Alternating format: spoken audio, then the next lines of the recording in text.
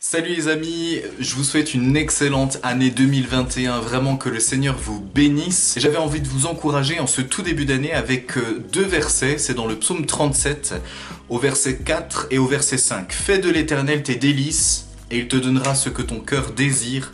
Mets en lui ta confiance et il agira. Ces deux versets, notamment le premier, fais de l'Éternel tes délices et il te donnera ce que ton cœur désire, on le retrouve très souvent sur les faire-part de mariage. C'est souvent quelque chose qui inspire les jeunes mariés et c'est pas faux, hein, quelque part.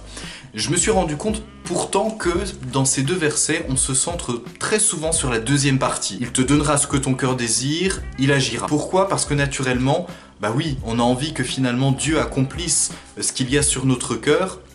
Et on a envie de le voir agir dans nos vies finalement. Mais en mettant l'accent sur ces deuxièmes parties, j'ai peur qu'on torde parfois un petit peu le sens de ces deux versets. Parce que finalement notre attention, elle devrait être portée davantage sur fais de l'Éternel tes délices et sur mets ta confiance en lui. Pourquoi?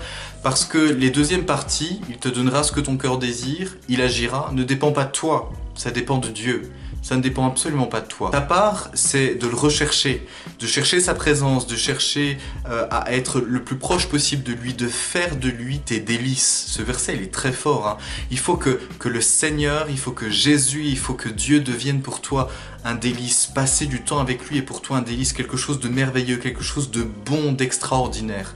Et ensuite, il te donnera ce que ton cœur désire et ensuite il agira. Mais l'attention doit être portée sur la première partie de chaque verset. C'est parce que je fais de lui mes délices qu'il arrive quelque chose. Mais c'est lui qui agit par la suite.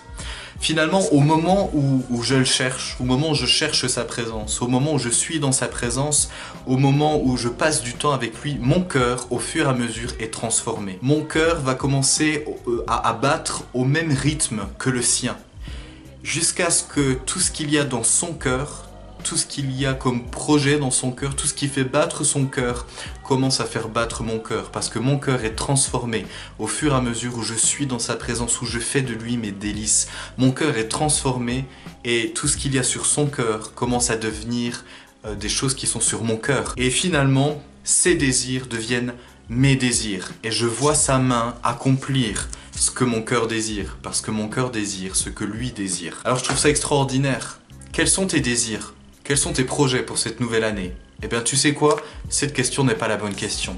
La bonne question à se poser, c'est finalement, est-ce que 2021 te verra heureux, te verra heureuse de prendre du temps avec Dieu? Est-ce que tu seras heureux? Est-ce que tu seras heureuse de passer ce temps-là? Est-ce que tu vas commencer à faire de Dieu tes délices?